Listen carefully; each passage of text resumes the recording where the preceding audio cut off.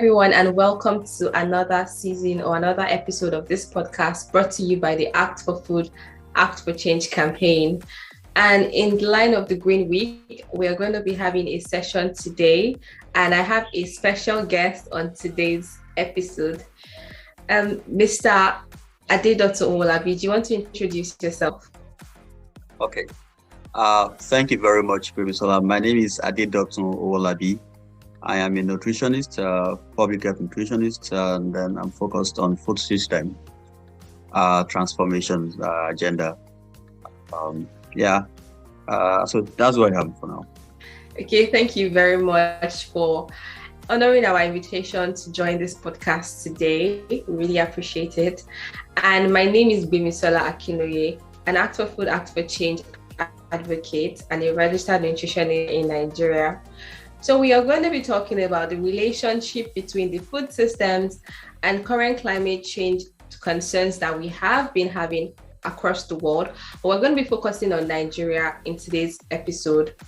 So the very first question I have for our guest, we talk about, and we know that the climate is changing, and we can see that in various states in Nigeria. And we also know that if we don't do something about climate change, it has been estimated that 80 million additional people are at risk of hunger. So how do you think we can adjust our diet to the current climate targets? Thank you so much, Gbemisola, for this question and then for the invitation. To answer your question with regards to meeting climate targets with change of diets, I would first like to say maybe it's good to know or to evaluate what food actually contributes to the most greenhouse gas emission around the world. Studies have also shown that among all animal-based foods, of course, we have both the plant-based foods and the animal-based food, also have their quota in contributions to the greenhouse gas emission. So indeed, for animals, among animal-based foods, beef, meat from cow seems to have a high amount of emissions contribution. And it's by a wide range, actually. It's accounting for about 25% of the total contributions. And then, of course, followed by milk, cow milk, and then pork, and then chicken and meat in that order. And this is also possible because of the methane that is being generated by the animals during digestion and then, and of course, during excretion and so on and so forth. That's in the line of the animal-based kind of foods. 25% from beef, that's quite a lot. So indeed, it's good to take a look at what exactly is contributing the highest amount of the greenhouse gas emission before we can say, okay, do we actually need to change our food, our diet in Africa in particular, where we get very little food already, where we have little food we currently eat. So that's the first thing I will do to check what is contributing the most greenhouse gas emission. So indeed, from the animal point of view, it's the cow, is the beef that we eat, and of course, the milk and the chicken, the pork, and so on and so forth. Then also in the category of plant-based foods, we see that rice farming also is contributing a very high amount of greenhouse gas emission, which is contributing about 12% of the total emission. I mean, yeah, I'm a bit surprised because I like rice. It's one of my best foods. So, right. So, but after that, we have the production from wheat. We have sugarcane, we have maize, and so on and so forth. And then, if you ask me, indeed, these are the most foods we eat in Africa. These are the staple foods we eat in Africa from plant-based foods. We eat a lot of food from Africa from plant-based group of foods. We don't eat a lot of animal-based food because we do not have access to quite a lot of them. All right. So indeed, this is why I would like to first check if we really need to change our diet because of this. However, it then brings me to a point to ask, which country in the world are contributing the highest amount of green gas emission. I think that's also the way to start to look at which food first, and then which country is contributing the highest amount of greenhouse gas emission. I mean, the latest ranking shows that China is contributing the highest so far now, with about 9,877 metric tons every year. The United States followed, then India, Russia, Japan, Germany, South Korea, Iran, and so on and so forth. The African countries are actually contributing very low, at the moment. So maybe one of the things I would like to do is to say, okay, maybe our solutions can come from taking a look into these countries and see what exactly is the source of their contributions to the green gas emission. So indeed, I would rather say I would like to look it in this direction first before I can agree we need to make changes to our diet in Africa, because right now most African countries already are undergoing the consequences of undernutrition. So you can imagine if we then have to change the current diet that is not sufficient, although we also have some people in Africa who are eating more of the wrong set of food, even when they can afford the right food.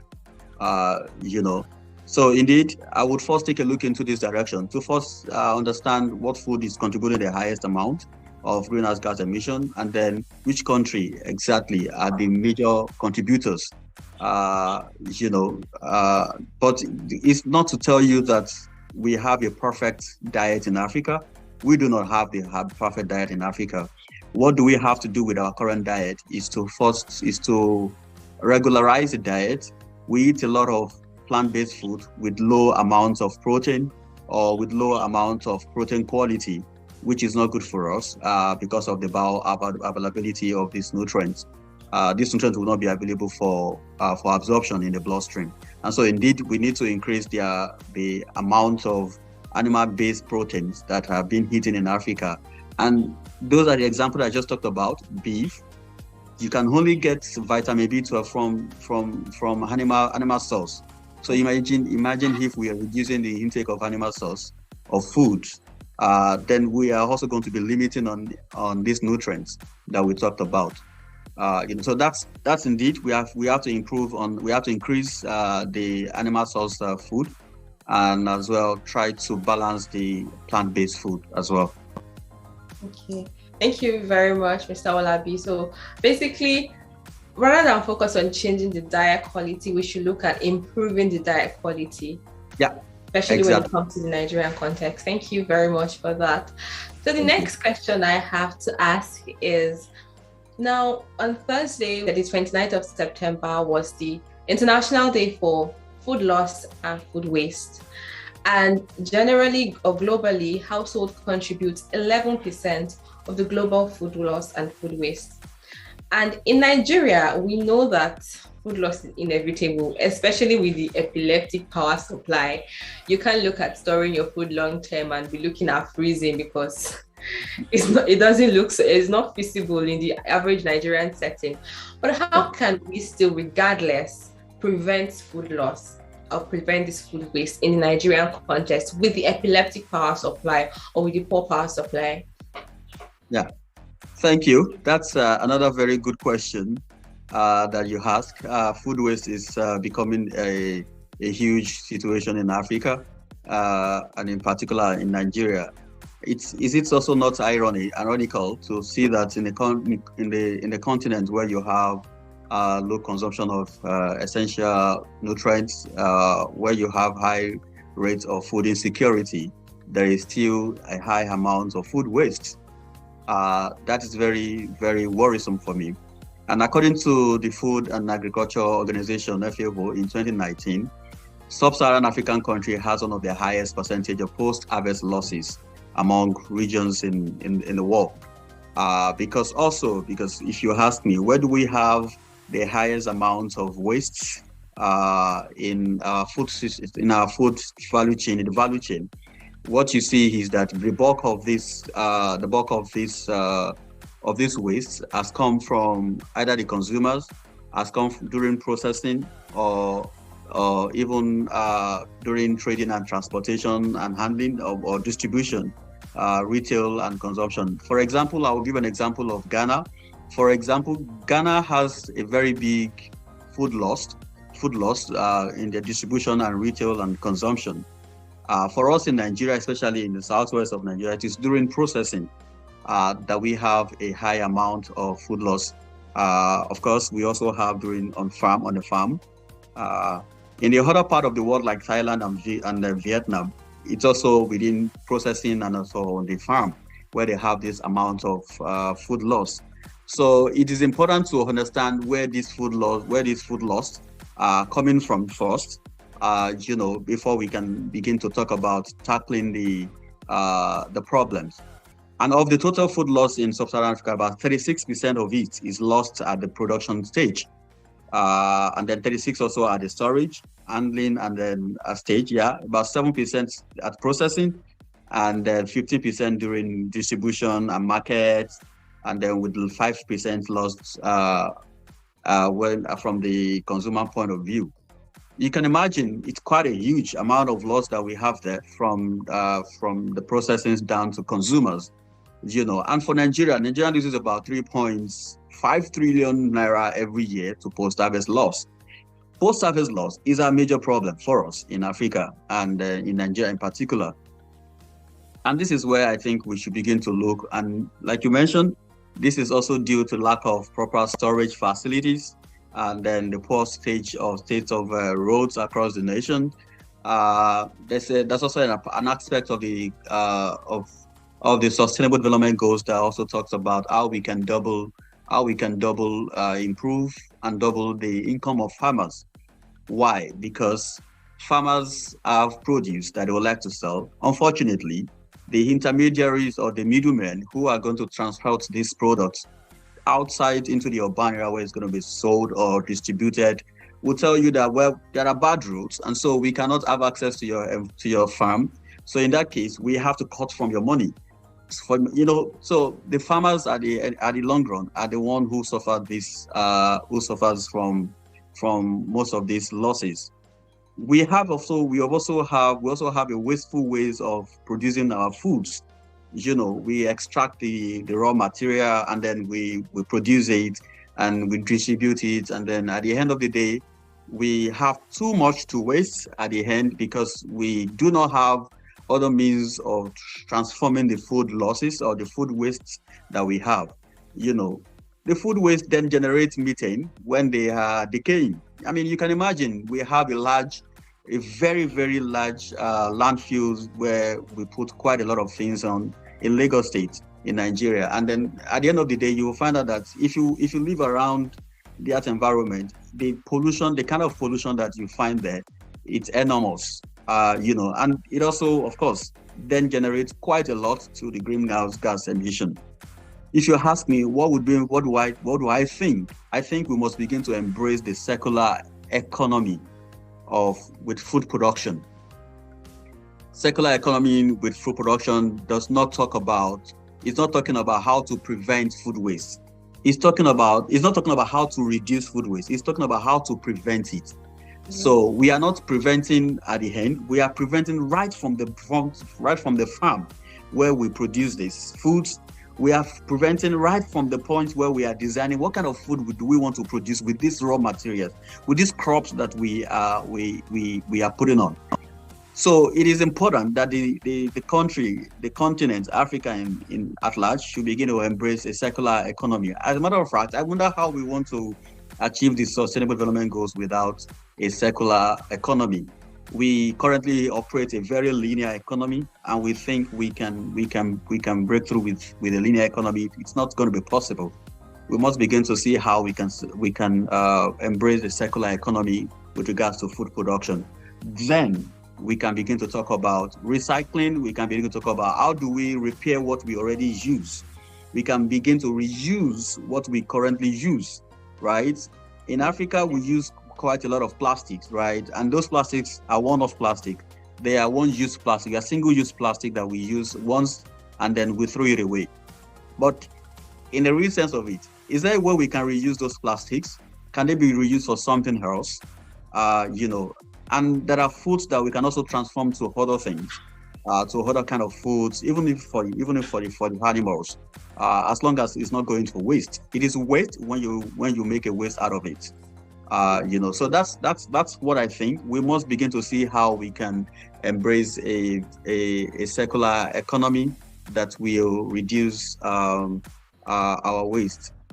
Yeah, that's very important for me. Yes, thank you so much, especially on the point of embracing a circular economy. I think Nigeria really in particular has to adopt that. But you also talked about the transportation system and certain percentages of food that is lost and wasted along the transportation chain in Nigeria.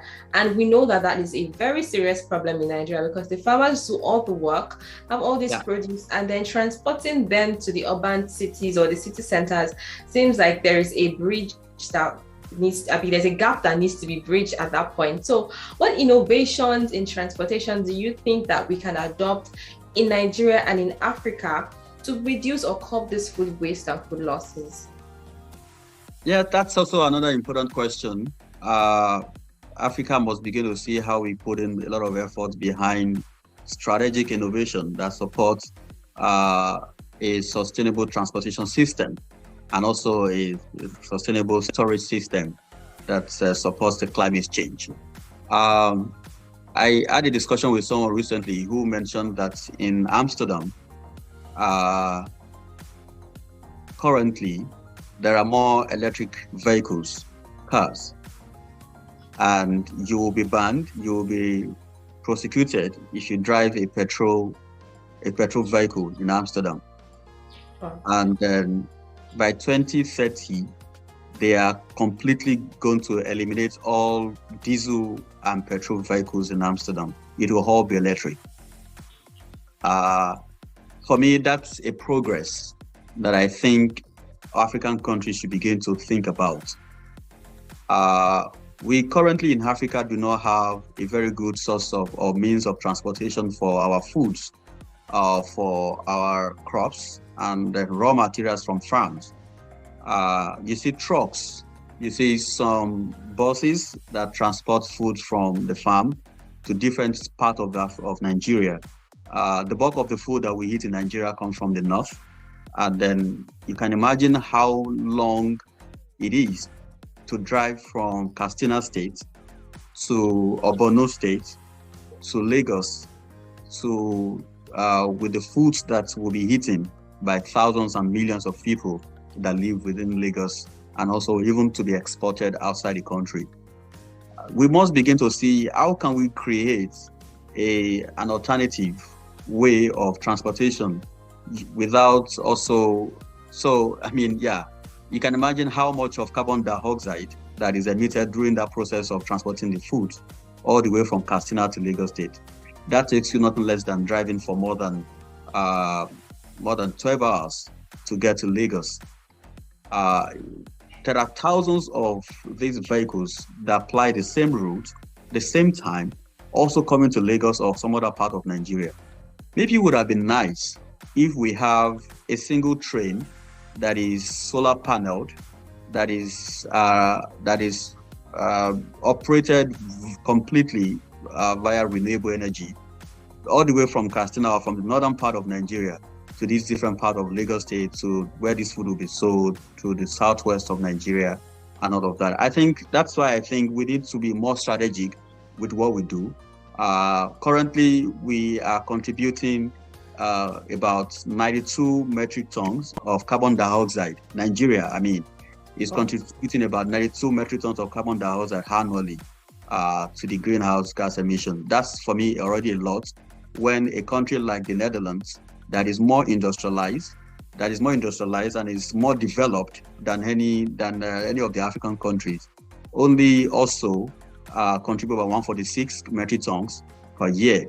The Netherlands is the second largest food producer exporter of food in the world, behind the United States. So you can imagine the amount of carbon dioxide they emit, despite the fact that they are the second largest food exporter in the world. We don't even export food in Nigeria. We import almost everything that we eat, yet we are already emitting 92 metric tons of carbon dioxide annually in Nigeria. So I think it's high time we started rethinking our transportation system, and also to see how we can reduce these consequences of climate change with a more technologically based system. Okay, thank you so much, Mr. Owolabi, especially with the fact that Nigeria has to move to more renewable sources of energy when it comes to transportation, because a lot of these foods usually perish. You talked about how it takes about 12 hours. Some states might even take almost a whole day, 24 hours, driving from Borno to maybe Oyo State or Lagos State. And most of the time, by the time the food gets to the destination, they've gone bad. Then they have to waste at the market and all of that. Thank you so much for answering that question. So the next question that I have is on food security. Now we know currently there's climate change and food security is threatened with climate change. And in the African or Nigerian setting, along maybe with conflict and unrest. And you talked about earlier on how Africa is the least contributor to the greenhouse gases emissions. But despite the fact that we're the least, we're also the most vulnerable. And there's the whole cycle of malnutrition and undernutrition in the African setting. But how can we protect our food and nutrition security, and how can we mitigate this risk that we face? Yeah, thank you very much. And I think my answer will also provide some insight for other African countries. Indeed, there's no country in the world without malnutrition. However, Africa is battling with undernutrition, a major problem. However, the nutritional challenges that we have in Africa is peculiar to each country. So if you ask me, the first solution would be to have a country-specific approach to our undernutrition problem. We are not as a matter of fact, greenhouse gas emission is not is not the major reason why we have undernutrition, the high rate of undernutrition in Nigeria or in Africa. It is not our major problem, because we are one of the least. Africa is not on the top ranking among the highest contributor. But it's also not the reason why we do not have sufficient food. It's not also the reason why we don't have nutrition challenges. I think our major problem is the fact that right now in Africa, in Nigeria in particular, some people eat too little of essential food. Some people are eating too much of essential food, and some just eat the wrong types of food, if you ask me. And that will also take me to what exactly are we eating? In Africa, there's a very low intake of fruits and vegetables, low intake of legumes, whole grains, and then milk, fiber kind of food. In the developed countries, we have high rates of red meat, processed food, sugar, saturated fatty acid, trans fatty acid, and also sodium. Already we do not have sufficient amount of milk in Africa. We don't. We are not even a milk country, a milk nation or a continent. We don't drink milk in Africa because it's not part of our culture. But these are also food. These are foods that contains a high amount of nutrients, and then with low glycemic index, and as well a high biological availability of nutrients. So for me, the reason why we have high rates of nutrition insecurity and food insecurity will be because we need to understand what it means to set up a country specific nutrition agenda. And then if you ask me, currently we have the National Council on Nutrition, which is chaired by the Vice President of Nigeria, currently in Nigeria, and quite a number of stakeholders are currently involved, which I think what we need to do is to up the game and see how we can invest behind nutrition in Nigeria. We need to develop policies, national policies around nutrition, around food production. We need to be very realistic.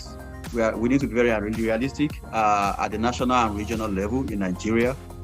I also don't know why the southwest of Nigeria cannot develop an agricultural policy that will make each region of Nigeria, I mean, of course, southwest, southwest, southeast, and then, of course, the north, can be self-productive with regards to food production. We must begin to see how we can prioritize healthy diets for everybody in Nigeria. That we already don't do. And I'll give an example. The food that brings about highest level of greenhouse gas emission or even carbon dioxide are foods that you have to reprocess or process over and over again. I can give an example of chocolate as well. Yeah, chocolate. You extract chocolate from the cocoa. The approaches or the process that it goes through to become a chocolate bar that we eventually eat is enormous and also produces a large amount of greenhouse gas emission. Unfortunately, these foods are the most unhealthy foods for us. So you see, they are also very affordable.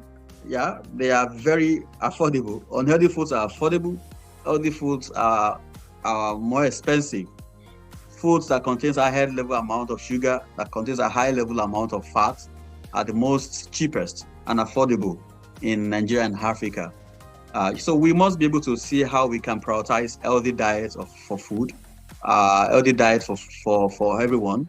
We must be able to see how we can reform the food environment. So I spoke about the prices, the food prices. The foods that contribute highest amount of greenhouse gas emission are the cheapest. They are damaging the environment and they are also damaging our health. So those are things that we have to see. We have to see how we can put up a reform for the food environment. With regards to the prices, can people eat more healthy foods yet affordable? We must begin to see how we can line up informal markets. We have to invest in nutrition-dense food production.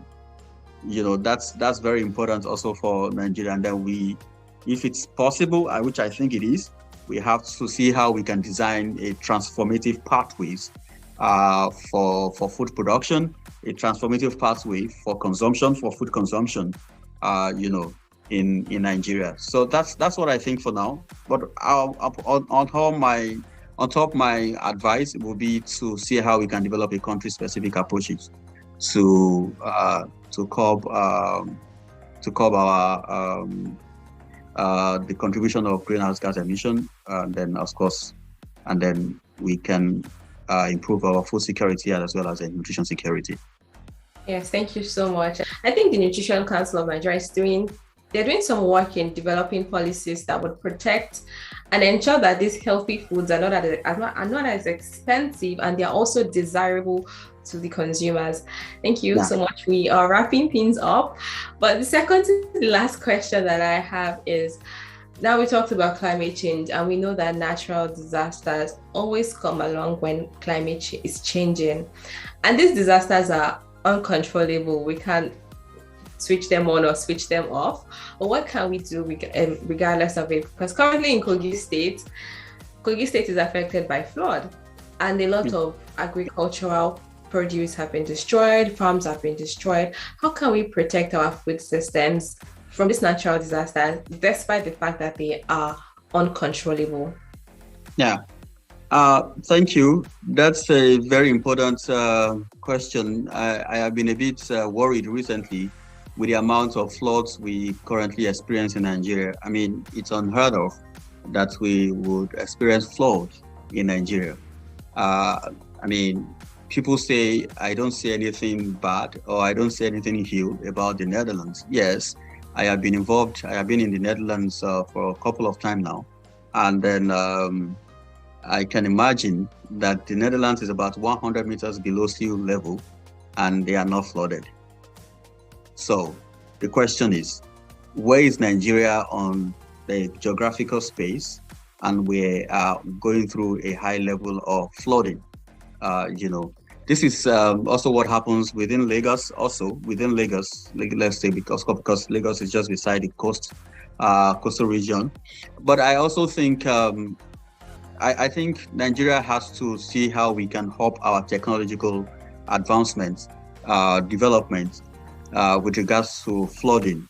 We must begin to see how we can seek for not support. I'm not asking for support, but we can begin to think out of the box with regards to technological solutions to helping us prevent these natural disasters that we are currently thinking are not near to us, are not very close to us. But I must say, if we are not careful, we would really be consumed by the natural disaster.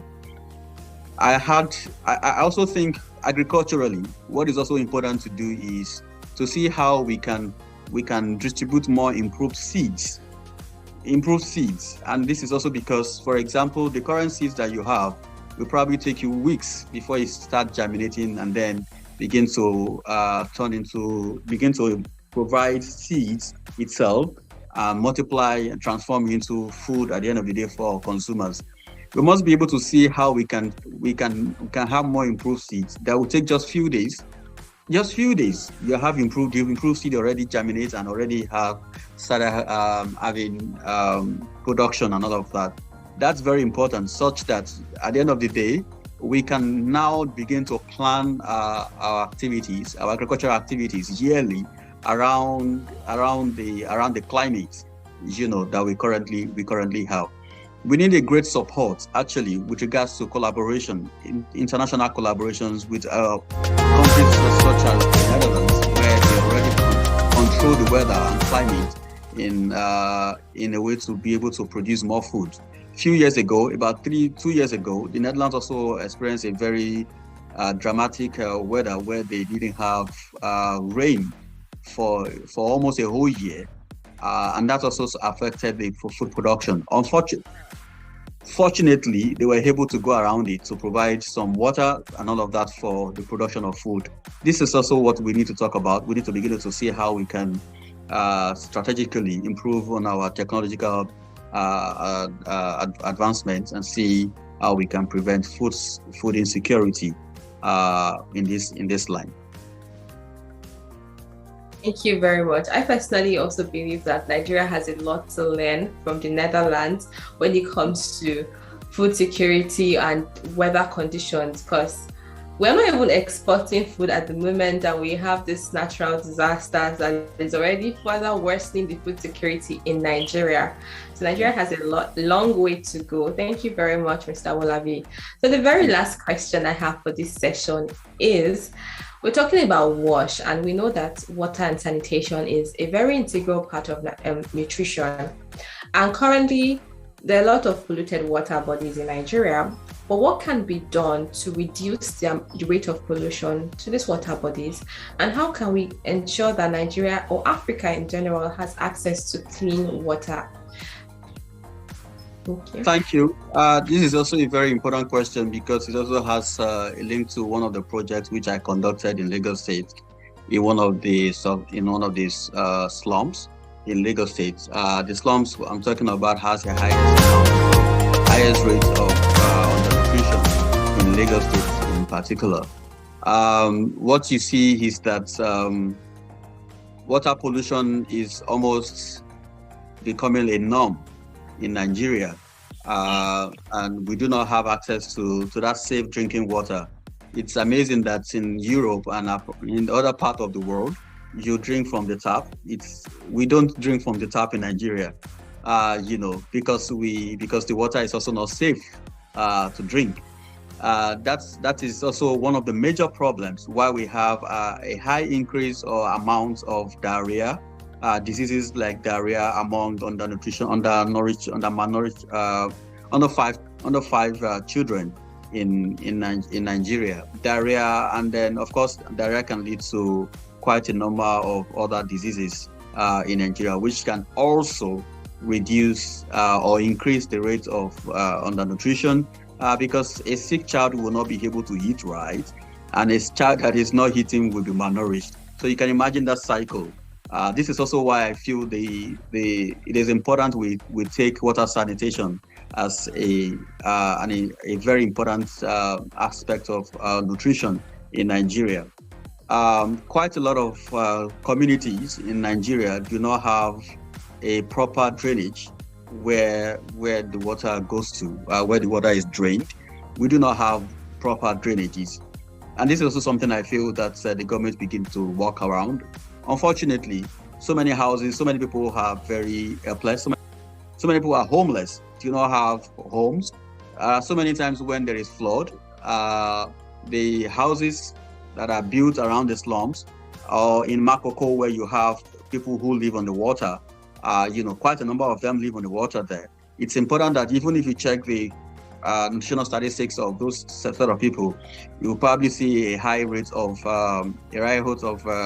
infection among this set of people, And so this is also very important. We must find a way to see how we can procure and then secure the health of Nigerians with appropriate drainages across the country.